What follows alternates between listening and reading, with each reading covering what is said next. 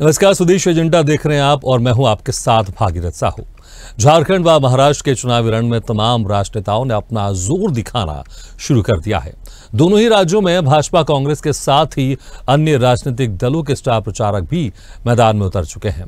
झारखंड में पहले चरण के मतदान और महाराष्ट्र चुनाव 2024 में नामांकन का आज आखिरी दिन रहा। तमाम राजनीतिक दलों के नेताओं व पार्टी प्रत्याशियों ने शक्ति प्रदर्शन के साथ अपना दम दिखाया। माना जा रहा है कि यह चुनावी मुकाबला महाराष्ट्र की राजनीति में एक महत्वपूर्ण मोड़ साबित हो सकता है। ऐसे में यहां राजनेताओं और पार्टियों की रणनीति देखने लायक होगी। आपको बता दें कि दोनों ही राज्यों में बीजेपी के नेतृत्व वाले एनडीए और विपक्षी इंडिया ब्लॉक में आमने सामने का मुकाबला है।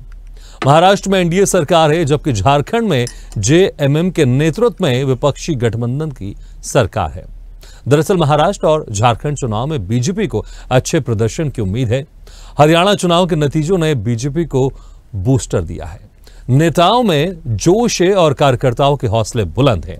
पार्टी को लग रहा है कि महाराष्ट्र और झारखंड में भी वो अच्छा प्रदर्शन करेगी। झारखंड में बीजेपी का मुख्य मुकाबला सत्तारूढ़ जेएमएम कांग्रेस अलायंस से है। उधर महाराष्ट्र में पिछले 5 सालों में बहुत कुछ बदला है। ऐसे में क्या है इस बार के सियासी समीकरण और कई सीटों पर कम मार्जिन से किसका खेल बनेगा और किसका बिगड़ेगा, इसी पर चर्चा करेंगे। लेकिन पहले एक खास रिपोर्ट देख लेते हैं।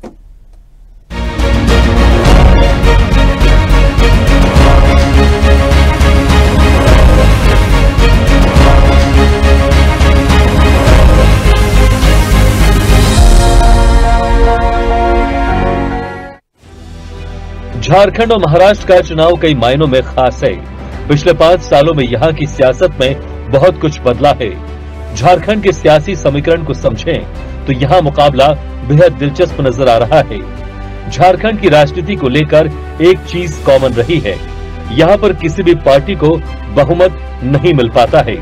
राज्य के गठन से लेकर अब तक यहाँ स्थिति जस की तस बनी हुई है।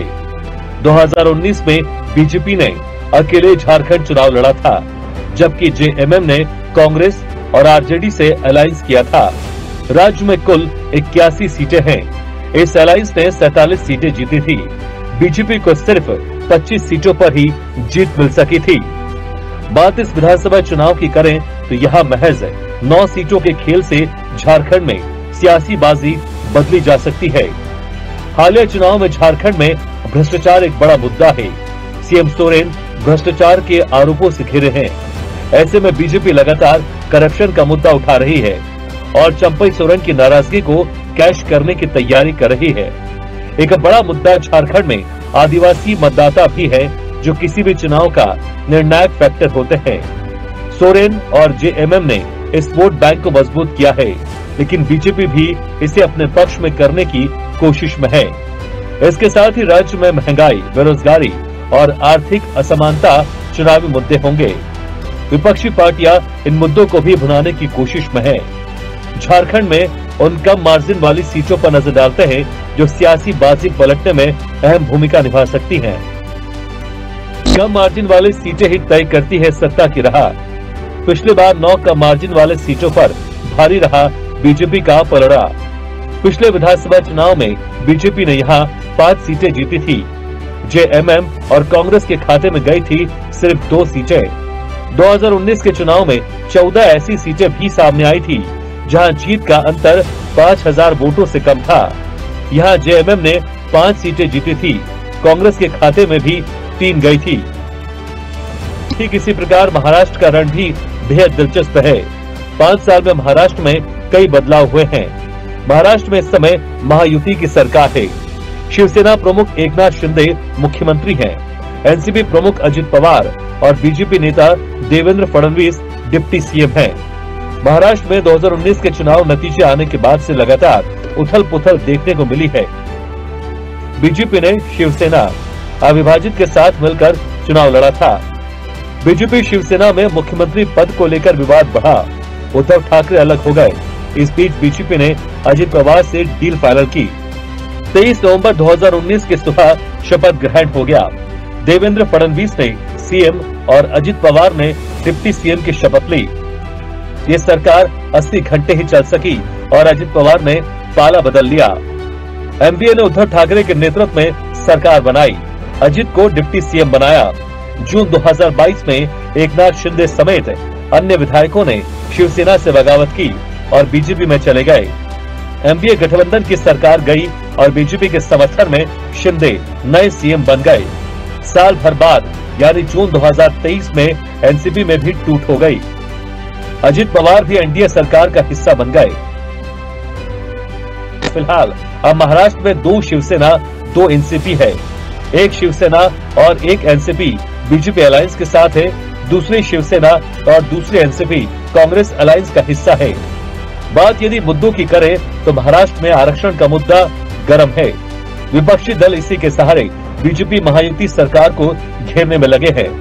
पिछले 6 महीने से मराठा समुदाय ओबीसी कोटे से आरक्षण देने की मांग कर रहा है, जबकि अन्य पिछड़ा वर्ग समुदाय इस मांग के खिलाफ है और दोनों समुदाय की लड़ाई थम नहीं रही है।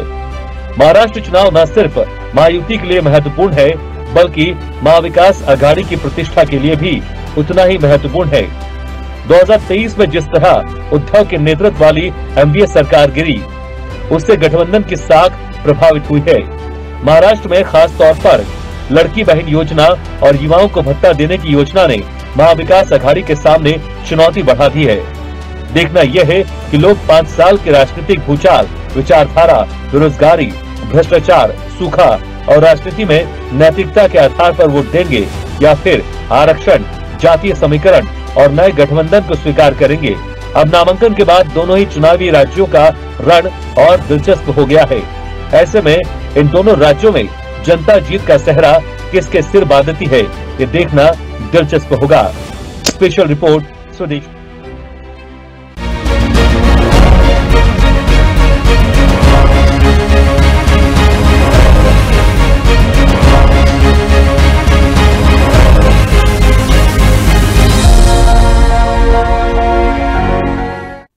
तो चलिए इसे खास मुद्दे पर हम चर्चा शुरू करते हैं। जो मेहमान हमारे साथ मौजूद हैं मैं उनका आप लोगों से तारुफ कराता हूं।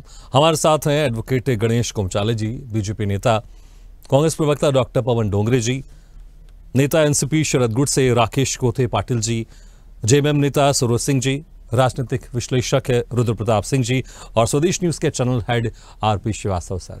आप सभी मेहमानों का बहुत बहुत स्वागत है हमारे इस खास चर्चा में। सबसे पहले गणेश जी, देखिए जिस तरह से हरियाणा का चुनाव परिणाम आया, क्योंकि वहां पर लग रहा था कि जो इंडिया गठबंधन बहुत मजबूत है और वहां पर कांग्रेस अच्छी खासी सीटों के साथ सरकार बनाने वाली है। सारे एग्जिट पोल भी सब यही दिखा रहे थे, लेकिन जिस तरह से वहां से परिणाम आया वैसी अब उम्मीद यहां पर भी की जा रही है महाराष्ट्र में, झारखंड में, क्योंकि अगर देखें लोकसभा का जिस तरह से परिणाम आया महाराष्ट्र में, झारखंड में आप लोग को अच्छा खासा नुकसान हुआ है और यहां पर भी माना जा रहा है कि महाराष्ट्र में परिवर्तन होगा। झारखंड में आपको लोकसभा चुनाव में नुकसान हुआ, यहां पर शायद मुश्किल है, लेकिन जिस तरह से हरियाणा का रिजल्ट आया वैसे कुछ यहां पर उम्मीद कर रहे हैं आप लोग, क्योंकि चुनौती बहुत है यहां पर दोनों जगह।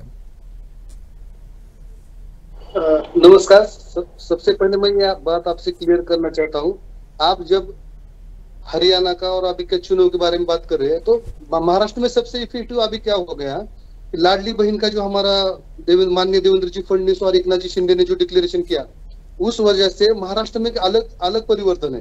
हाँ, लोकसभा में जरा थोड़ा मराठा यहाँ की एक मेजर कास्ट है, उस आरक्षण की वजह से थोड़ा इफेक्ट हुआ था, लेकिन इस बार मराठा आरक्षण का देवेंद्र जी ने 10% सोशली इकोनॉमिक बैकवर्ड ESBC का आरक्षण लगा दिया और जब भी हम लाडली बहन की योजना लगा दी और जो लोकसभा की गॉसिप थी और हरियाणा का आप जिस अभी बताया आपने, कांग्रेस जिस प्रकार से अपने अलग अलग व्यू, अलग अलग एजेंडे, कुछ ना कुछ से फेक नैरेटिव सेट करती है, उसमें लोकसभा में थोड़ा नुकसान हुआ था, लेकिन इस बार महाराष्ट्र में पूरी ताकत से महायुति की सरकार आएगी। एकनाथ जी शिंदे, देवेंद्र जी फडणवीस और अजित पवार जी की पूर्ण बहुमत से सरकार यहाँ पे आएगी।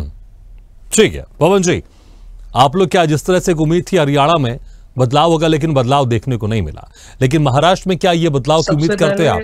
क्योंकि बिल्कुल बिल्कुल पवन जी सवाल सुन लीजिए। देखिए जिस तरह से महाराष्ट्र में बात करें, लड़की बहन योजना 1500 रुपए हर महीने माताओं महिलाओं को दी जा रही है यहाँ पर, इससे काफी उम्मीद है क्योंकि इसका असर हमने देखा है मध्य प्रदेश में जब लाडली बहना योजना शुरू की गई, उसके बाद छत्तीसगढ़ में भी इसका असर देखने को मिला, मध्य प्रदेश में अच्छी खासी सीटें जीती, अब यही झारखंड में भी मैया सम्मान योजना लेकर आई है, महाराष्ट्र में भी यहाँ पर शुरू कर दी गई है।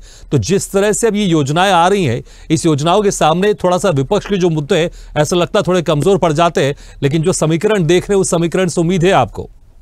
पवन जी, सबसे पहले तो मैं मेरी तरफ से, और कांग्रेस, आवाज आ रही है आपको? सबसे पहले कांग्रेस पार्टी की तरफ से आप सभी लोगों को दीपावली की बहुत बहुत शुभकामनाएं देता हूं, धनतेरस की शुभकामनाएं देता हूं।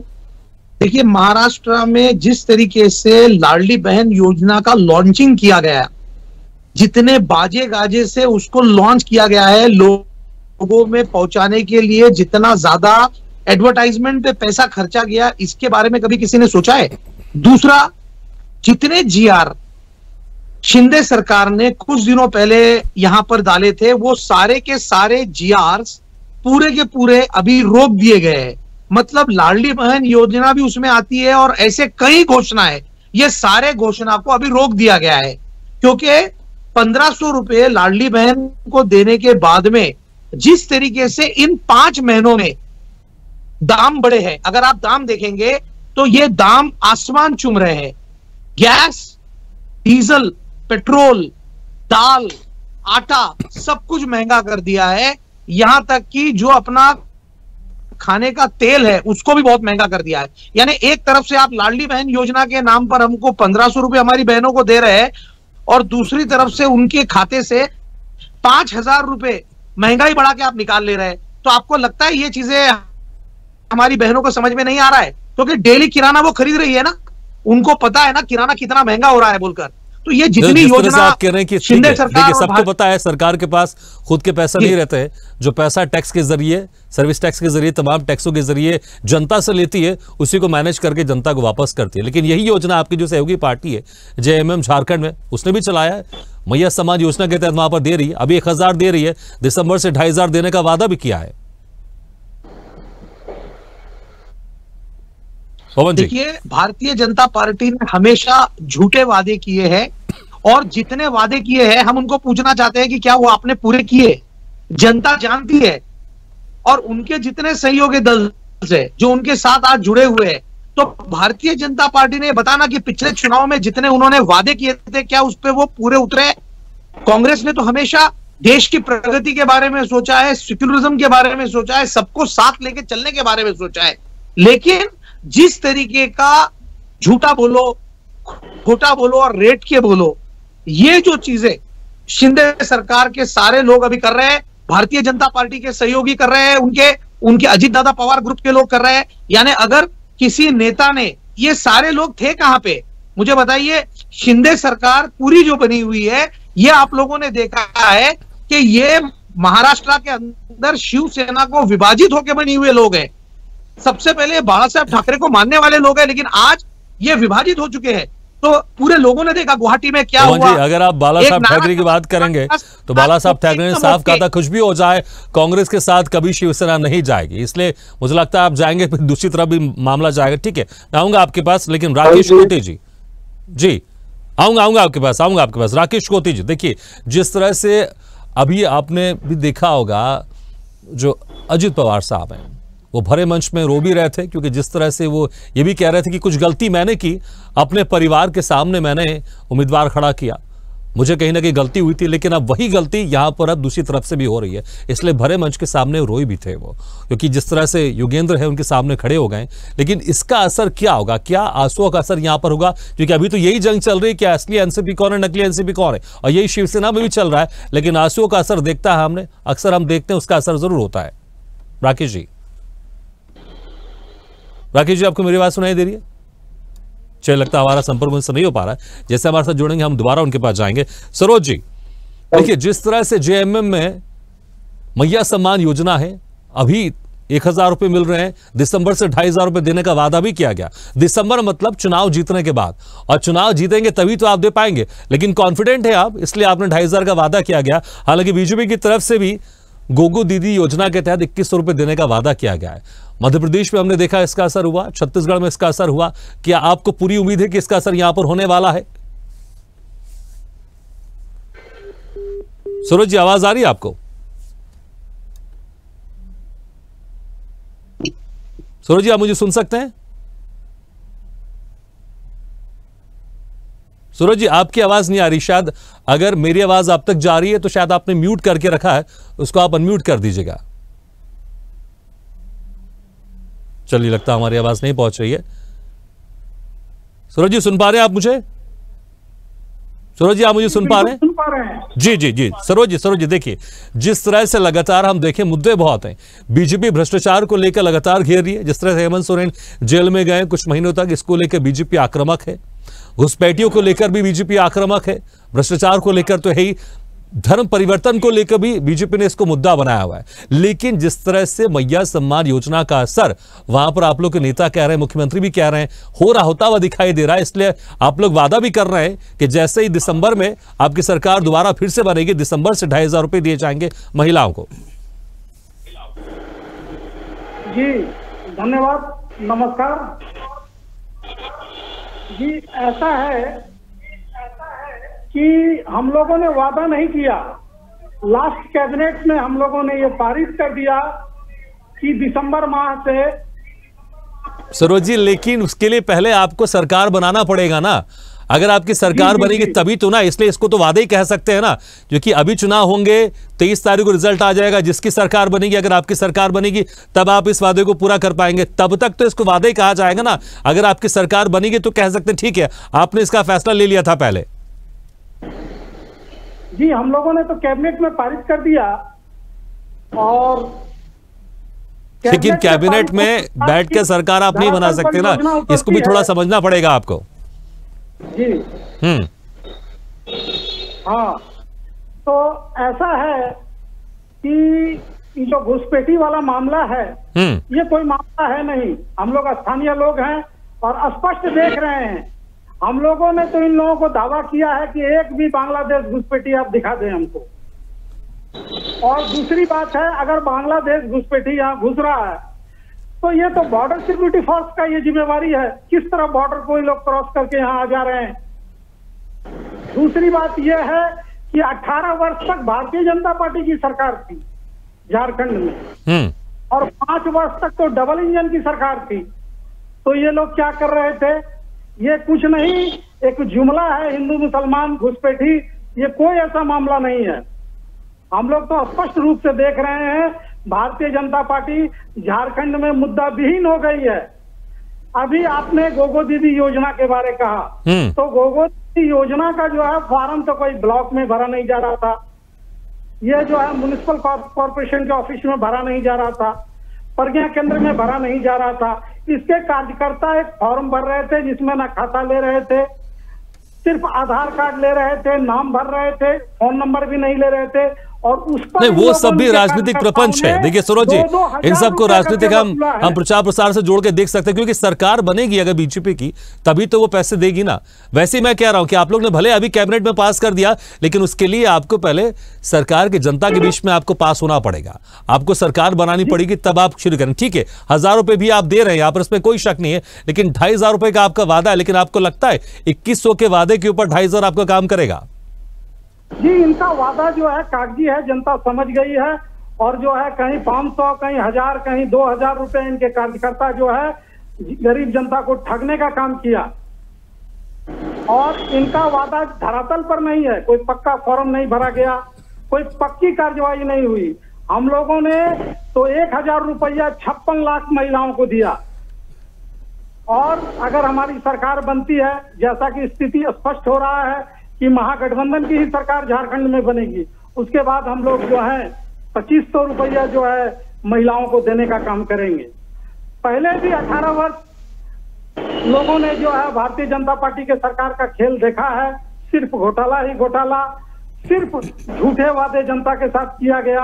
अभी जब हम लोगों ने इसको जमीन पर उतारा तो उसके बाद इनको गोगो दीदी योजना जो है दिखाई दे रहा है। इसके पहले जब ये सरकार में थे तो स्कूल बंद करा रहे थे, आंगनबाड़ी सेविकाओं को पिटवा रहे थे, पारा टीचर को पिटवा रहे थे, गरीबों का कम्बल घोटाला कर रहे थे, बच्चों का जो है साइकिल घोटाला कर रहे थे, जूता घोटाला कर रहे थे, बैग घोटाला कर रहे थे, टी-शर्ट घोटाला कर रहे थे।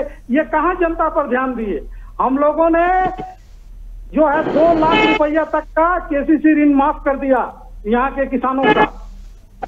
इन लोगों ने 3 ऐसा काला कानून लाया कि दिल्ली के बॉर्डर पर जो है हजारों किसान जो है शहीद हो गए।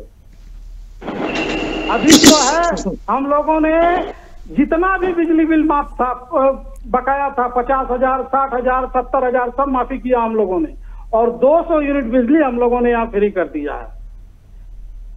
बच्चियां जो है स्कूल ड्रॉप आउट हो जाती थी, उसके लिए हमारे जो है मुख्यमंत्री ने एक योजना लाया, उसका नाम है सावित्रीबाई फुले किशोरी समृद्धि योजना।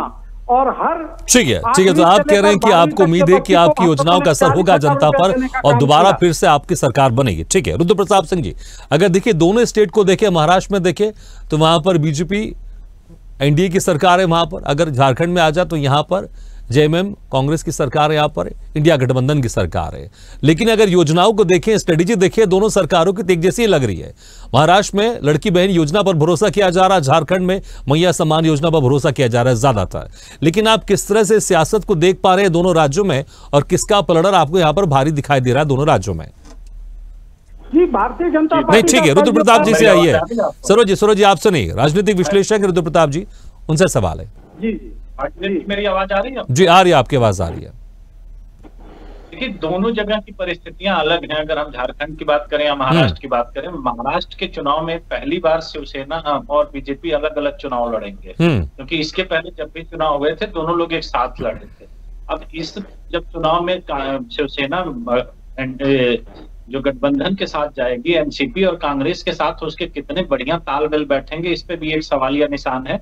इस चुनाव के बाद तय हो जाएगा कि इन लोगों का आपसी गठबंधन विधानसभा के लिए कितना परफेक्ट है, क्योंकि लोकसभा और विधानसभा में बहुत सारे अंतर होते हैं। और दूसरी सबसे बड़ी बात होती है, जब हम चुनाव के बीच में होते हैं तो ये योजनाएं या ये सारी चीजें तो बहुत पहले से जनता के बीच बहुत सारी बातें हो चुकी होती हैं और उस पर जनता ने अपना मन बनाया होता है। लेकिन लास्ट टाइम के जो चुनाव के बीच में होता है वो चुनावी मैनेजमेंट ज्यादा रोल प्ले करता है। आपने देखा होगा हरियाणा में भी सेम वही हुआ कि आपके चुनावी मैनेजमेंट कितने अच्छे हैं, सीटों पर आपने प्रत्याशी कैसे उतारे हैं और उसके साथ आपने उसको मैनेज कैसे किया है। तो अगर आप देखेंगे कि अगर महाराष्ट्र की हम बात करें तो महाराष्ट्र में बीजेपी पहले से भी है और बीजेपी सबसे बड़ी पार्टी थी, उसके साथ बीजेपी जा रही विदाउट शिवसेना। लेकिन अब उसके साथ एक एडवांटेज दूसरा जो आ रहा है कि शिंदे एंड अजित पवार उनके साथ है। तो ये एक टेस्ट है जो महाराष्ट्र के चुनाव है कि दोनों में से जनता किसको स्वीकार करती, क्योंकि अगर बीजेपी अपनी सीटों को बढ़ाने में सफल हो गई तो कहीं ना कहीं सरकार बना लेती है। वही चीज अगर आप झारखंड में आ जाते हैं, क्योंकि ये पहला गठबंधन का आमने सामने का चुनाव, क्योंकि हरियाणा में कोई गठबंधन नहीं था, हरियाणा में बीजेपी और कांग्रेस आमने सामने थी।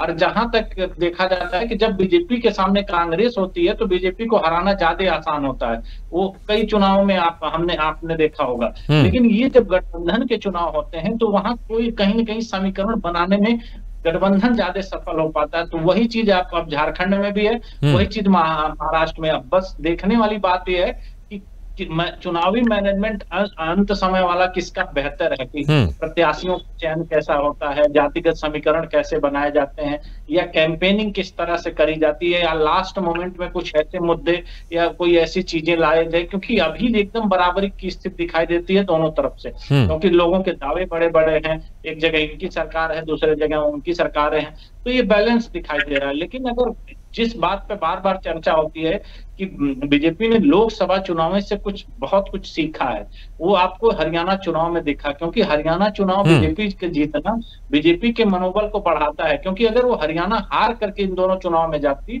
तो मेरे ख्याल से ये दोनों चुनाव उनके लिए उनके हाथ से निकल गए होते, क्योंकि एक मनोबल वाली बात होती है। इलेक्शन जो होता है मनोबल पे बहुत कुछ डिपेंड करता है कि आप किस मनोबल के साथ अगले चुनाव में जाते हैं। वो इनके पास हरियाणा से मिला हुआ है, क्योंकि हरियाणा एक तरह से कहा जाता था कि हारा हुआ चुनाव बीजेपी जीत गई। वो कैसे उन्होंने उसको मैनेजमेंट किया, उन चीजों को लास्ट मोमेंट में किस तरह से ले गए, तो वो उन्होंने लोकसभा चुनाव से सीखा है। और उसके साथ अगर वो अपना मैनेजमेंट बैठा पाते हैं मध्य महाराष्ट्र में या झारखंड में, तो मुझे लग रहा है कि वो चुनाव उनके लिए आसान होता है। क्योंकि जो कांग्रेस है वो महाराष्ट्र में बाकी लोगों के साथ सामंजस्य बैठा पाए, वो भी खासकर शिवसेना के साथ सामंजस्य बैठा पाए लोकसभा विधानसभा चुनाव में, वो मुझे कहीं ना कहीं थोड़ा सा मुश्किल दिखाई दे रहा है। क्योंकि बीजेपी तो पहले से ही अपनी सीटों पर थी, वो ऑलरेडी पहले लड़ रही थी। अब उसमें इसको शिवसेना और एनसीपी और कांग्रेस को आपस में जब तालमेल बैठाते हैं वो, और प्रचार के तरीके से, क्योंकि दोनों लोगों की स्ट्रेटजी अलग है। जैसे वो वहां से लौट के जा रहे हैं कि जम्मू कश्मीर के चुनाव में आपने देखा उन्होंने उमर अब्दुल्ला के साथ गठबंधन किया था, जो 370 वापस लाने की बात कर रहे हैं। और जब वो महाराष्ट्र में जाते हैं तो महाराष्ट्र कहीं ना कहीं कट्टर हिंदुत्व की तरफ से आता है। अगर ये सारे मुद्दे उस चुनाव में बीजेपी बनाने में सफल रहती है तो कहीं ना कहीं उसका नुकसान अगर कांग्रेस को होता दिखाई देगा, तो उसका असर आपको शिवसेना या उद्धव गुट की तरफ या पवार साहब के ग्रुप की तरफ जा सकता है। तो ये बैलेंस स्ट्रेटजी जो अगले 20-25 दिनों में जो बनाने में सफल होगा, मेरे ख्याल से दोनों चुनाव बिल्कुल वाकई देखना होगा किस तरह से, क्योंकि इस बार महाराष्ट्र का चुनाव बिल्कुल अलग है, क्योंकि 2 शिवसेना है और 2 एनसीपी है। देखना होगा किस तरह से यहां पर समीकरण बिठाए जाते हैं और कौन किसकी सरकार यहाँ पर बनती है, और दांव किसके कारगर साबित होंगे, किसकी सरकार बनेगी। और इस वक्त हमारे साथ राकेश कोती जी भी जुड़ गए जो कि एनसीपी नेता है। उस वक्त हम बात करने की इनसे कोशिश कर रहे थे। राकेश जी, आपको मेरी आवाज सुनाई दे रही है? जी सर। राकेश जी, देखिए जिस तरह से महाराष्ट्र में इस बार बड़ी जिस तरह से लोकसभा में एक स्थिति थी जनता के लिए, क्योंकि 2 एनसीपी है और 2 शिवसेना, और दोनों ही ओरिजिनल होने की बात करती है। अगर देखें, अगर शरद पवार जिन्होंने इस पार्टी की शुरुआत की, उनके पास लेकिन वो चुनाव चिन्ह नहीं है। वही अगर देखें उद्धव ठाकरे जो कि बाला साहब ठाकरे के बेटे, उनके पास भी चुनाव चिन्ह नहीं है।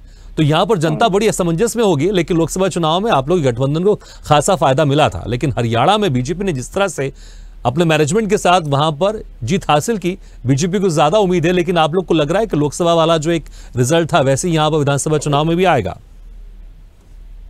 तो देखिए बात यह है कि दोनों भी, शरद पवार जी के पास भी एक चुनाव चिन्ह है जो नया है, और उद्धव ठाकरे जी के पास भी जो चुनाव चिन्ह है वो नया है।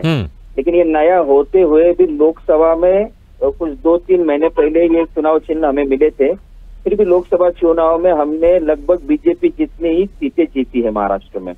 और महाराष्ट्र की जनता ये बहुत समझदार है और सूझी हुई जनता है, जिन्हें पता है कि ये उद्धव ठाकरे जी की पार्टी ये किसने बनाई है, शरद पवार जी की पार्टी किसने बनाई है। ये महाराष्ट्र की जनता गद्दारों को माफ नहीं करती। और यही आप आने वाले विधानसभा चुनाव में भी देखेंगे कि महाराष्ट्र की जनता इन जिन्होंने पार्टियां तोड़ी है और जिन्होंने खुद की पार्टी तोड़ के बीजेपी के साथ में जाके एक सत्ता की तरफ जाने की कोशिश की है, उनको महाराष्ट्र में मुंह की खानी पड़ेगी। और ये आप जल्दी देखोगे। आप 23 तारीख को मुझे फिर से बुलाइए सर। लेकिन राकेश जी, आपने जिक्र किया कि किसने इसकी पार्टी बनाई, बिल्कुल सही, बाला साहब ठाकरे ने शिवसेना बनाई है। लेकिन बाला साहब ठाकरे कई बार कह चुके थे चाहे कुछ भी हो जाए कांग्रेस के साथ गठबंधन कभी नहीं होगा। लेकिन आप लोग महाविकास आघाड़ी में, कांग्रेस साथ में, बड़ी पार्टी है, ज्यादा सीटों पर लड़ रही है, और उद्धव ठाकरे की पार्टी भी साथ में आप लोग के, तो जनता ये भी तो सोचेगी ना। जनता तो ये भी सोचेगी, आपकी बात सही है। लेकिन यही भाजपा के नेता देवेंद्र जी फडणवीस एक न्यूज चैनल पे चिल्ला चिल्ला के बोल रहे थे कि अजित पवार भ्रष्टाचारी है और उनके साथ में कभी भी हम अलायंस नहीं बना सकते। तो बीजेपी ने कौन सा अलग तीर मारा? बीजेपी ने भी तो वही भ्रष्टाचारी लोगों को जिनके ऊपर उन्होंने आरोप किए है, आज उनके साथ में उन्होंने उनको मंत्री बनाया, उनको सरकार में बिठाया, उनको मुख्यमंत्री बनाया है और साथ में लेके घूम रहे हैं। तो मतलब ये बात में जो बाला साहब ठाकरे जी ने जो उस वक्त के लिए कहा था, तो शायद वक्त के साथ में बहुत सारे हालात बदल जाते हैं। और अगर जिस बीजेपी को बाला साहब ठाकरे ने, उद्धव ठाकरे ने इस महाराष्ट्र में पनाह दी, उनको बड़ा किया, उनको यहाँ पे प्रोटेक्शन दिया, और जब आज वो बीजेपी बड़ी होकर अगर उसी शिवसेना को खाने की अगर सोच रही है, तो हर किसी को अपना खुद का जो घर है वो बचाने की तो आजादी है। और वो बचाने के लिए अगर कई बार बोला जाता है कि कोई दुश्मन जो दोस्त है उससे अच्छा कोई दुश्मन कभी कभी भला हो जाता है, क्योंकि जो कपटी दोस्त है उससे अच्छा कोई दुश्मन सही होता है। तो आज अगर कांग्रेस, शिवसेना और शरद पवार जी एक साथ में लड़ रहे हैं, तो आप ये जिस तरह से आपने एग्जांपल दिया, आप ये कहना चाह रहे हैं कि दुश्मन थे लेकिन अब दोस्त हो गए हैं? अभी तो ये बिल्कुल दोस्ती हो गए, और दोस्त भी है, उनमें एक दूसरे के लिए रिस्पेक्ट भी है। अगर आप देखेंगे सर तो देखिए बीजेपी 160 सीटें लड़ रही है और शिंदे और अजित पवार के लिए उन्होंने 30 या 40 जगह छोड़ी है।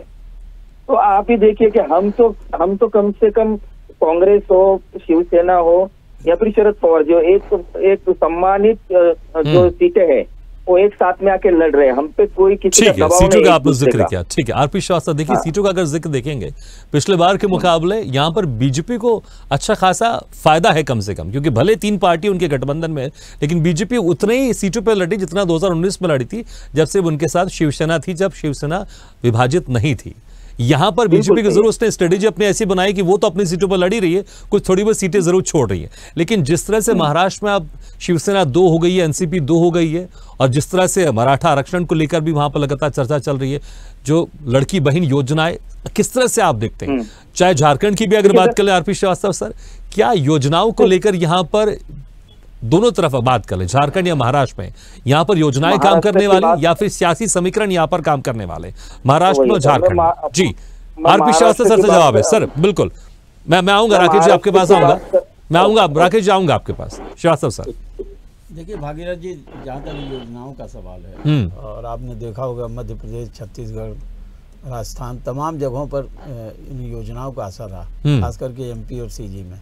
और यहाँ पर लाडली बहना योजना ने बहुत बड़ा कमाल किया, जबकि उस समय कयास लगाया जा रहा था कि मध्य प्रदेश में कांटे की टक्कर होगी, और वहाँ पर ये भी लग रहा था, हम लोग चूंकि बार बार देख रहे थे कि यहाँ पर कांग्रेस की थोड़ी सी बेहतर स्थिति थी, लेकिन इस योजना का कमाल तो देखने को मिला।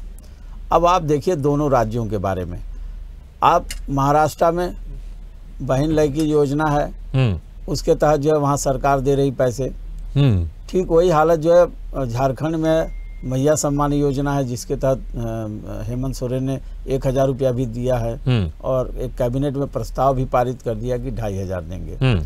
खैर वो तो सरकार बनने के बाद 2500, लेकिन 1000 दे रहे हैं। तो एक बहुत बड़ा वोट बैंक है, खास करके महिलाओं को आकर्षित करने का। आपने देखा होगा कि लगभग 54 लाख महिलाओं को वहाँ पर मैया सम्मान योजना मिले। इसी तरह से महाराष्ट्र में आप जाएंगे तो वहाँ भी लगभग 1 करोड़ के आसपास महिलाओं को इस तरह की योजनाओं का लाभ मिल रहा है। तो योजनाएं तो अपना कमाल दिखाती हैं, इसमें कोई दो राय नहीं। अब रही बात समीकरण की, हम बात कर रहे थे मैनेजमेंट की। मैनेजमेंट, चुनावी मैनेजमेंट में जहाँ तक ये देखा गया है कि जिस तरह से हरियाणा का चुनाव, जहाँ पर एक तरह से लग रहा था, मेरे ख्याल में भारतीय जनता पार्टी को भी लग रहा था, इसीलिए नेतृत्व परिवर्तन वहाँ पर हुआ कि यहाँ पर एक तरह से एंटी इनकम्बेंसी फैक्टर बहुत ज़्यादा था। लेकिन मैनेजमेंट की बात आप कर रहे हैं तो मैनेजमेंट वहाँ पर वाकई भारतीय कांग्रेस आत्मविश्वास में चुनाव लड़ रही थी, भारतीय जनता पार्टी जमीनी स्तर पर प्रबंधन में करके चुनाव लड़ रही थी। तो एक सबसे बड़ी बात यह है कि हरियाणा में जिस तरह से भारतीय जनता पार्टी ने जीत की हैट्रिक लगाया, इससे भारतीय जनता पार्टी का मनोबल तो बढ़ा हुआ। लेकिन सबसे बड़ी बात है, जो दूसरी सबसे बड़ी बात हम आपको बता रहे हैं, क्या है कि महाराष्ट्र और हरियाणा के चुनाव में थोड़ा अंतर है। वहाँ कांग्रेस और भाजपा सीधे आमने सामने थे, और देखिए महाराष्ट्र में, मध्य प्रदेश में भी यही था और छत्तीसगढ़ में यही था। लेकिन यहाँ पर जहाँ गठबंधन के सरकारें हैं और वहाँ पर क्षेत्रीय दल प्रभावी हैं, वहाँ पर अक्सर कांग्रेस थोड़ा पीछे बैकफुट पर रहती है, और बाकी दल वहाँ स्थानीय रूप से काफ़ी मजबूत रहते हैं। और हमेशा आपने देखा है कि हर जगह वहाँ पर भारतीय जनता पार्टी को प्रबंधन करने में परेशानी होती है। चलिए 160 सीटों पर चुनाव लड़ेगी भारतीय जनता पार्टी, इसके पहले 162 सीटों पर लड़ी थी। निश्चित रूप से भारतीय जनता पार्टी उस समय शिवसेना एकजुट थी तब लड़ी थी, और उनका एजेंडा हिंदुत्व का बहुत ही बड़ा एजेंडा था, तब जाकर के इनको इस तरह की सीटें मिली, 105 सीटें मिली। अब स्थिति यह है कि उस दल में 2 फाड़ हो गए हैं। शिंदे जी मुख्यमंत्री जरूर हैं, लेकिन ये समन्वय कैसे बिठा लेंगे, वहाँ प्रबंधन कैसे होगा, ये भी बात है। जहाँ तक अजीत पवार गुट का और शरद पवार गुट का सवाल है, वहाँ पहले लग रहा था कि ये बहुत ही शरद पवार गुट कमज़ोर होगा, लेकिन पिछले लोकसभा चुनाव में आपने देखा होगा कि ये जो एक तरह से शरद पवार गुट काफ़ी भारी था, तो अजीत पवार के लिए एक बड़ा संकट है। लेकिन इन सारे चुनाव को अगर देखें, चाहे महाराष्ट्र का चुनाव हो या झारखंड का चुनाव, झारखंड में एक समय लग रहा था कि वहाँ पर जेएमएम जो क्षेत्रीय दल है, बड़ा दल है, उसकी सरकार, उसके लिए एंटी इनकम्बेंसी है। लेकिन इस योजनाओं ने, तमाम चीज़ों ने, हो सकता है कि जो भ्रष्टाचार के उनके ऊपर चार्ज लगे, उसके बाद भी आप लोकसभा चुनाव में आपने देखा होगा कि हेमंत सोरेन जेल में थे, और उसके बाद भी वहाँ पर अच्छी खासी सीटें गठबंधन को मिली। तो ये जो लोकसभा का चुनाव था, जो उसके रिजल्ट थे, उसको देखना होगा। दूसरी बात क्या है, जहाँ तक केंद्रीय नेतृत्व का सवाल है, आप देख रहे हैं कि इन दोनों राज्यों में मोदी जी का जादू नहीं चल पाया। कब? पिछले लोकसभा चुनाव में। लेकिन इसमें कितना चलता है और अभी क्या स्थिति है ये देखना होगा। लेकिन कुल मिला के बेरोजगारी, महंगाई और आरक्षण, ये बहुत सारे मुद्दे हैं जिन पर चुनाव होगा और यहाँ के परिणाम कुछ चौंकाने वाले हो सकते हैं। हो सकता है कि भारतीय जनता पार्टी या जो महायुति की सरकार, अगर भारतीय जनता पार्टी को सीटें ज़्यादा मिलती हैं तो बनने की संभावना बनती है। अगर भारतीय जनता पार्टी की सीटें कम होती हैं तो एक तरह से फिर वो पुरानी स्थिति होगी। और आपने देखा 80 घंटे की सरकार, फिर उसके बाद एक स्प्लिट हुआ उसकी सरकार, उसके बाद दूसरी सरकार, ये सरकारें आपको महाराष्ट्र में देखने को मिलेगी। झारखंड में ऐसी स्थिति नहीं है, हालांकि वहाँ हंग असेंबली रहती है अक्सर, लेकिन फिर भी आप देखिएगा कि झारखंड में कहीं न कहीं मुकाबला जो जिस तरह का रोचक है, तो किसी न किसी तरफ किसी पाले में बात जाती नज़र आएगी। और जो सरकार बनेगी वहाँ पर इस बार लगभग जो है दोनों तरफ गठबंधन है, इधर जो एनडीए है और उधर जो है इंडिया ब्लॉक है, तो दोनों गठबंधन आपस में काफ़ी कड़ा मुकाबला कर रहे हैं। और वहाँ की जनता किसको लेती है, वहाँ के जो योजनाओं को लेती है या महिलाएं किस तरफ वोट करती हैं, इस पर बहुत कुछ आने वाले समय में उनका रुख जो स्पष्ट होगा कि आने वाले समय में किधर ये वोट बैंक जाता है और जिधर जाएगा उधर ही जीत की संभावना बनती है। बिल्कुल, लेकिन गणेश जी देखिए, जिस तरह से आरपी शास्त्री सर कह रहे थे कि मोदी मैजिक है, इसमें कोई शक नहीं। लोकसभा चुनाव में ना महाराष्ट्र में मोदी मैजिक चला, ना झारखंड में मोदी मैजिक चला, बल्कि दोनों जगह सीटें 2019 के मुकाबले कम हुई है। यहां पर महाराष्ट्र की खासतौर से बात करें, सियासी समीकरण बिठाना बहुत आवश्यक है, क्योंकि जनता के भी सामने दोनों ही गठबंधन में, अगर कांग्रेस और बीजेपी को छोड़ दे तो दोनों ही गठबंधन में जो प्रमुख गठबंधन है उनके बीच में दोनों ही पार्टी है, एनसीपी भी दो है, शिवसेना भी दो है यहाँ पर। लेकिन सियासी जो मैनेजमेंट है उसको यहाँ पर किस तरह से आप लोग संभालेंगे, और केंद्रीय नेतृत्व जो मोदी मैजिक की बात कर रहे हैं, कितना यहाँ पर असर होता हुआ आपको दिखाई दे रहा है, क्योंकि लोकसभा में तो ये मैजिक नहीं चला। एक बात क्लियर करना चाहता हूँ कि केंद्रीय नेतृत्व मोदी जी जब तीसरी बार कोई सरकार आती है उसकी एंटी कंपल्सरी रहती है, फिर भी उस हिसाब से मोदी जी के नेतृत्व पूरे भारत में भारतीय जनता पार्टी अपने साथी दल के साथ चुन के और सत्ता में आ गई। प्रॉपर जब महाराष्ट्र की आप बात करें तो महाराष्ट्र जो विधानसभा क्षेत्र अपना चुनाव क्षेत्र लड़ रहा है, उनका मेरिट क्या है इस बार? तो इस बार एकनाथ शिंदे जी साथ में अजित दादा पवार है, और जो योजना इन्होंने लगा के रखी है अभी तक, लाडली बहन योजना, पंतप्रधान आवास योजना, अमृत जल योजना, सोशली इकोनॉमिक बैकवर्ड क्लास के लिए आरक्षण, ओबीसी आरक्षण, नेशनल हाईवे, रेलवे विस्तार, इन मुद्दों पे हमारे अब हमारा भारतीय जनता पार्टी का एजेंडा, मोदी जी सर्वश्रेष्ठ है, उनका काम जारी है। लेकिन आप विकास की राजनीति कर रही है भारतीय जनता पार्टी।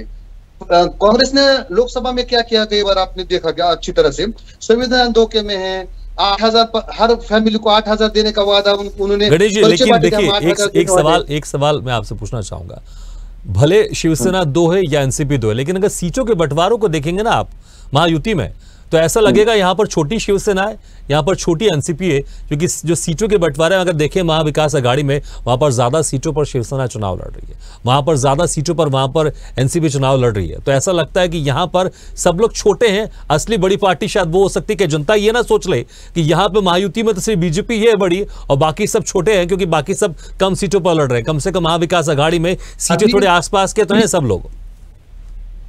महायुति में सीटों का बंटवारा जो हुआ तो तालमेल बिठा के किसका विधायक कहाँ पे चुन के आएगा, मैं परसेप्शन की बात कर रहा हूँ कि लोग ये ना सोच ले कि महायुति तो सिर्फ बीजेपी की पार्टी, क्योंकि बीजेपी अच्छी खासी सीटों पर लड़ रही है, बाकी सब बहुत कम सीटों पर लड़ रहे हैं। वो नैरेटिव यहाँ पे महाराष्ट्र में नहीं। जिस हिसाब से उद्धव ठाकरे जी की शिवसेना 105 सीटें 110 सीटें मांगती थी, पहले 125 सीटें मांगती थी भारतीय जनता पार्टी के साथ अलायंस होने का, अब वो 85-90 पे सिमट गई। क्या अब उनकी पार्टी छोटी नहीं होगी वहां पे जाके?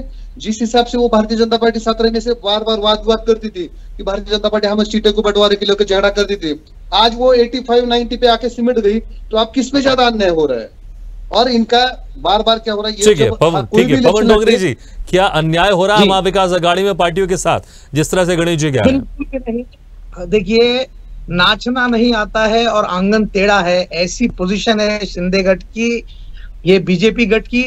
विषय ऐसा है कि कांग्रेस सम्माननीय उद्धव बाला साहब ठाकरे जी की शिवसेना और सम्माननीय शरद पवार साहब की राष्ट्रवादी, ये मूड था। अगर आप देखेंगे तो ये कभी भी एक में का सम्मान करके चल रहे हैं। पार्टी के अंदर आप देखेंगे तालमेल है। पूरे महाराष्ट्र के अंदर एमपी के इलेक्शंस के अंदर ये गठबंधन साथ में था हम लोग महाविकास आघाड़ी के रूप में सामने आए और लोगों ने अपना कॉल हमारे तरफ दिया। ये बात ही नहीं कर सकते आज, क्योंकि इन्होंने क्या कहा है, झूठा बोला है, रेट के बोला है। लोगों को 15 लाख रुपए खाते में देंगे, आज तक वो पैसे आए नहीं। आप देख लीजिए दाल के भाव, आटे के भाव, लाडली बहन योजना के नाम के ऊपर 1500 रुपए हमारी सम्माननीय बहनों के खाते में ये डालने की बात करे इन्होंने 3 महीने तक, और आज वो जीआर बंद कर दिया गया है इलेक्शन आने के बाद में। आप बताइए एक तरीके से हमारी बहनों को आमिष दिखाने का काम इन्होंने किया। मगर इन 5 महीनों में जब से लाडली बहन योजना आई है, अगर आप दाल के भाव, आटे के भाव, गेहूं के भाव, आप किसी भी चीज के भाव देख लीजिए, 1500 रुपए खाते में डाल रहे हैं और 5000 रुपए लोगों के खाते में से ले रहे हैं। तो ये कहां का न्याय हुआ है? महंगाई के दर इन्होंने इतने बढ़ा दिए हैं। और ये मेरे सम्माननीय भाई जो अभी बात कर रहे थे कि योजनाएं सिर्फ इन्होंने दी, मैं इनको बताना चाहता हूं कि 70 साल में राशन कार्ड से लेके हर चीज, यहां तक कि जिस मोबाइल की मदद से आज आप बात कर रहे हैं भैया, ये मोबाइल भी राजीव गांधी जी की देन है। लेकिन पवन जी अब कई राज्यों में जहां पर सिर्फ आप लोग सत्ता में थे, अब वहां पर छोटे भाई की भूमिका भी निभा रहे हैं। अब वहां पर स्थानीय पार्टी बड़ी हो गई है। अब आप लोग कई राज्यों से तो आप लोग पूरी तरह सिमट गए और कई राज्यों में बहुत कम सीटों पर चुनाव लड़ते हैं, ठीक है। लेकिन राकेश जी अगर एनसीपी की बात कर लें तो अजित पवार जनसभा में भावुक हो गए थे। वो कह रहे थे कि जो मैंने गलती की थी कि अपने परिवार के सामने मैंने उम्मीदवारों को खड़ा किया, अब वही गलती शरद पवार जी की तरफ से हो रही, क्योंकि जिस तरह से अजित पवार के सामने योगेंद्र को खड़ा किया गया है वो भावुक हो गए थे। और भावुकता के चलते कहीं ना कहीं कभी कभी लोग भावुकता में बह जाते हैं। आपको लगता है कौन किनके साथ जाने वाला है एनसीपी में? सर पहली बात तो ऐसी है कि अभी अजित पवार डरे हुए, जो अभी वो अपनी जो गलती है वो आज मान रहे हैं। इसके पहले उन्हें अपनी गलती दिखाई नहीं दे रही थी, जब वो अपनी बहन को हराने के लिए पूरी ताकत लगा रहे थे बीजेपी के कहने की वजह से। तो आज जब उनको अपनी हार सामने दिख रही है तो वो अभी मगरमच्छ के आंसू बहा रहे हैं। वो बात बहुत छोटी है। अभी जो आप बोल रहे थे कि भाजपा और इनका जो सीट का बंटवारा है, तो आप ही देखिए सर, ये सब मजबूरी में एक साथ में, अजित पवार हो, शिंदे हो, ये भाजपा के साथ में एक मजबूरी की वजह से है। और महाविकास आघाड़ी में, महागठबंधन में ऐसी कोई मजबूरी नहीं है। तो पहली बात तो बीजेपी ने इनको कहीं का छोड़ा नहीं। लेकिन शिवसेना भी चाह रही थी कि 100 से ज्यादा सीटों पर लड़े, उद्धव ठाकरे की शिवसेना, लेकिन फिर गठबंधन की मजबूरी वो भी गिना रहे हैं, गठबंधन की मजबूरी वो भी गिना रहे हैं। तो ऐसा लग रहा है कि मजबूर तो यहाँ पर भी है कई लोग।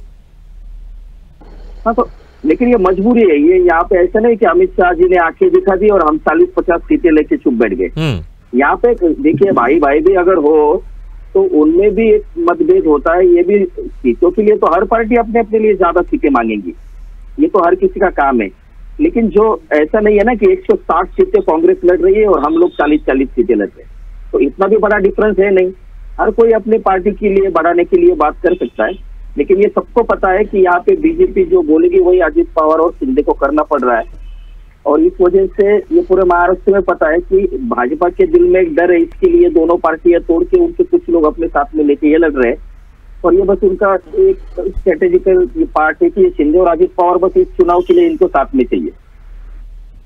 और ये अभी आप महाराष्ट्र के चुनाव के जो नतीजे आएंगे उसके बाद में आप सब लोग देखोगे कि इसके बाद में अजित पवार और शिंदे जी कहाँ रहते हैं। बिल्कुल, मुझे लगता है कि पूरे देश की नजर होगी इस चुनाव के रिजल्ट पर महाराष्ट्र में, क्योंकि यहाँ पर 2 शिवसेना है, 2 एनसीपी है। क्योंकि लोकसभा चुनाव में देखा बीजेपी को नुकसान हुआ है, लेकिन क्या जिस तरह से हरियाणा में एक बदलाव देखने को मिला, जो एक हवा जा रही थी, कह रही थी कि हर कोई कांग्रेस जीतेगी, लेकिन फिर से ऐन वक्त में चीजें बदली और बीजेपी ने बहुमत से पहले से ज्यादा सीटों के साथ यहाँ पर सरकार बनाई। ठीक है सरोज सिंह जी, देखिए झारखंड की अगर बात करें, झारखंड में चंपई सोरेन जो कि मुख्यमंत्री थे कुछ समय के लिए, अब बीजेपी में आ गए। सरिता सोरेन जो कि परिवार की महिला रही है लेकिन वो भी बीजेपी में शामिल आ गई। हालांकि लोकसभा चुनाव में जरूर हार हुई थी, लेकिन क्या इसका असर होते हुए दिखाई दे रहा है? क्योंकि बीजेपी इस चीज को भी भुनाने की कोशिश कर रही है झारखंड में। जी भी चुनाव हारेंगे सरायकेला से। इसके पूर्व भी जितने नेता झारखंड मुक्ति मोर्चा छोड़ के गए थे, जैसे कि सूरज मंडल जी, आज वो हाशिए पर चले गए। सीता सोरेन जी का खतरा आप लोगों ने देख लिया। ये भारतीय जनता पार्टी बहुत झूठी पार्टी है। ये जो है भ्रम की स्थिति पैदा कर देती है। इनके पास कोई मुद्दा नहीं है ये हिंदू मुसलमान, बांग्लादेश, पाकिस्तान इस मुद्दा पर चुनाव लड़ना चाहती है और सत्ता से दूरी भी इन लोगों को बर्दाश्त नहीं होता है। इसलिए सत्ता पर ऐन कैन प्रकारन ये जो है काबिज होने के लिए ये जो है कुछ भी कर, विधायक का खरीद बिक्री कर लेगा, राज्यपाल का दुरुपयोग कर देगा, ईडी, सीबीआई और आईटी का दुरुपयोग करेगा। मुझे नहीं लगता है जिस तरह का झारखंड में रुझान है फिर महागठबंधन की सरकार बनेगी झारखंड में और हेमंत सोरेन जो है फिर मुख्यमंत्री बनेंगे। पिछले लोकसभा चुनाव में आप लोगों ने देखा कि क्या हश्र हुआ बीजेपी का झारखंड में, जबकि मोदी जी ने यहाँ 9 सभा किया, लेकिन क्या हश्र रहा भारतीय जनता पार्टी का आप लोग देख लीजिए। पर भी इतना सब कुछ होने के बाद पर भी बीजेपी प्लस 9 सीटें वहां पर जीती थी लोकसभा चुनाव में जी। लेकिन इससे पहले जो है बीजेपी के पास 12 सीटें थी। बिल्कुल, इसमें कोई शक नहीं। मैंने पहले बोला 3 सीटों का नुकसान जरूर हुआ लोकसभा चुनाव में, लेकिन इतना बड़ा नुकसान नहीं, 3 सीटों का नुकसान हुआ है। अगर देखें जिस तरह से एक माहौल चल रहा था, तीसरा टर्म था और हरियाणा में भी देखें 5 सीटें वहां पर बीजेपी ने गंवाई थी, लेकिन उसके बाद विधानसभा में प्लस सीटों के साथ सरकार बनाई है और यही शायद बीजेपी फिर से उम्मीद कर रही है झारखंड में भी। ये ऐसा नहीं है, ये तो साजिशन जो है हमारे सम्मानित नेता को जेल में बंद कर दिए, जबकि माननीय उच्च न्यायालय और उच्चतम न्यायालय ने ईडी को फटकार लगाया। अगर हमारे नेता बाहर रहते, ठीक है तो जेल की बात करें, ठीक है रुद्र प्रताप जी, जिस तरह से हेमंत सोरेन कुछ महीने तक जेल में रहे, क्या इसका असर बीजेपी के खाते में प्लस में जा रहा है या नेगेटिव में जा रहा है या माइनस में जाता हुआ दिखाई दे रहा है झारखंड में खासकर? परिणाम ही बता पाएंगे कि कौन सी चीज किसके पक्ष में जा रही है, क्योंकि झारखंड की राजनीति में भी बहुत कुछ बदला है। ऐसा नहीं है कि सब कुछ सामान्य रहा है। 5 साल के शासन के बाद बहुत सारी चीजें बदल जाती हैं और जो छोटे राज्य होते हैं वहाँ मतलब एंटी इनकम्बेंसी बहुत ज्यादा जल्दी इफेक्टिव हो जाती है। तो ये चीजें और बीजेपी की तैयारियों के बारे में जो बात, लेकिन जमीनी स्तर पर कुछ लोगों से आपकी भी चर्चा हुई होगी, कुछ ऐसा लग रहा है कि वहां पर जिस तरह से चुनाव के पहले 3 महीने जेल में रहे हेमंत सोरेन, इसको लेकर भी कई उन्होंने कमेंट किए, कई बयान दिए, इसका असर क्या होता हुआ दिखाई दे रहा है? कुछ जनता के बीच में मैसेज क्या जा रहा है? क्योंकि जैसे बाहर आए उसके बाद कई ऐसी योजनाएं शुरू की जो कि बिल्कुल जनता से जुड़ी हुई योजना थी। वो योजनाओं का फायदा हो सकता है, लेकिन उनके जेल में बंद होने का ऐसा इमोशनली कनेक्शन मुझे कोई खास नहीं दिखाई दे रहा, क्योंकि जेल में के बाहर आने के बाद जैसे जब ये चीजें तब ज्यादा इफेक्टिव दिखाई देती है जब नेता बहुत आक्रामक तरीके से अपने चुनाव में आते हैं, आप अपने प्रचार को या बातों को बड़े आक्रामक, लेकिन मुझे वो चीज उनके मतलब दिखाई नहीं दी उस तरह की आक्रामकता जेल से बाहर आने के बाद। तो मुझे ऐसा नहीं लगता है कि वो चीज बहुत इफेक्टिव होगी। एक चीज मैं महाराष्ट्र चुनाव पे कहना चाह रहा हूँ कि महाराष्ट्र चुनाव में बीजेपी को एज इस वजह से मुझे दिखाई दे रहा है क्योंकि जो बीजेपी का मुख्य मुकाबला है, जहां बीजेपी अपनी सीटों पर लड़ रही है, ज्यादातर सीटों पर उसको कांग्रेस के साथ लड़ना है और जब बीजेपी कांग्रेस के साथ लड़ती है तो बीजेपी ज्यादा कंफर्टेबल हो जाती है और के मुकाबले। तो यहाँ जो उसने अपने लिए 160 सीटें सेलेक्ट की है, तो मुझे उसमें लगता है कि मैक्सिमम सीटों पे वो कांग्रेस के सामने होगी और कांग्रेस के साथ चुनाव लड़ेगी। और ये जो बाकी लोग हैं अगर वो कंफ्यूजन की स्थिति पैदा करते हैं कि जो शिवसेना के दोनों घटक दल हैं या एनसीपी के, और एक चीज जो बार बार निकल करके आ रही है कि हो सकता है कि आफ्टर चुनाव उद्धव ठाकरे का बीजेपी के साथ भी अलायंस हो सकता है। ये अगर फैक्टर कहीं से काम करता है, क्योंकि देखिए जो बड़ी पार्टी होगी उसी को सत्ता बनाने के अवसर ज्यादा मिलेंगे, क्योंकि दोनों गुट पहले भी टूट चुके हैं और आगे भविष्य में भी टूटते हैं या नहीं टूटते हैं इसके लिए कोई कुछ कह नहीं सकता। तो अगर बीजेपी अपनी सीटों को कंफर्टेबल तरीके से अगर 100 के ऊपर जाती है तो वो उसके लिए बहुत आसान हो जाएगा वहां सरकार बना पाना। वहीं अगर कांग्रेस के, क्योंकि बीजेपी की रणनीति में हमेशा ये शामिल होता है कि कांग्रेस की सीटें न बढ़ने पाए, कांग्रेस को पीछे लाना चाहती है, क्योंकि बिल्कुल आपने सही कहा, क्योंकि देखा हमने पहले भी बीजेपी उस स्थिति में जाना चाहती है जहां पर उसके पास सभी दरवाजे खुले रहे। आरपी श्रीवास्तव सर, क्या बीजेपी उस स्थिति में जाना चाहती? पिछले बार 105 सीटों के आसपास जीती थी क्योंकि यहां पर अच्छी खासी सीटों पर चुनाव लड़े 160 के आसपास, और बीजेपी सभी दरवाजे खुले रखना चाहती। पहले भी हमने देखा जब एनसीपी साथ में थी, शरद पवार की तरफ से समर्थन दिया गया था सरकार बनाने के लिए, जब शिवसेना अड़ी हुई थी, शिवसेना सरकार में नहीं जाना चाहती, लेकिन बाद में फिर उद्धव ठाकरे साथ में आ गए। बहुत पुरानी बात जरूर है, लेकिन बीजेपी यहां पर इसी स्ट्रेटेजी के साथ काम करेगी। चुनाव बाद समीकरण देखेंगे, जैसा संभव होगा उसके हिसाब से जाएंगे, हालांकि दोनों पार्टी भी साथ में ही है। नहीं देखिए, बिल्कुल रुद्र प्रताप सिंह जी जो बात कह रहे थे उसी को थोड़ा मैं आगे बढ़ाता हूँ। एक्चुअली क्या है, पिछले चुनाव में भी बीजेपी के सामने कांग्रेस ही थी जब 105 सीटें मिली उसको। तो और उसके अलावा भी अभी आप देखे होंगे कि लोकसभा में जैसे विदर्भ का इलाका है, कई कई वहाँ पर आप महाराष्ट्र की जो पॉलिटिक्स है क्षेत्र वाइज होती है, मराठवाड़ा है, विदर्भ है और कोंकण है, तमाम जगह है जहाँ पर कि वहाँ की पॉलिटिक्स थोड़ी अलग हो जाती है, शहरी क्षेत्र की पॉलिटिक्स अलग हो जाती है।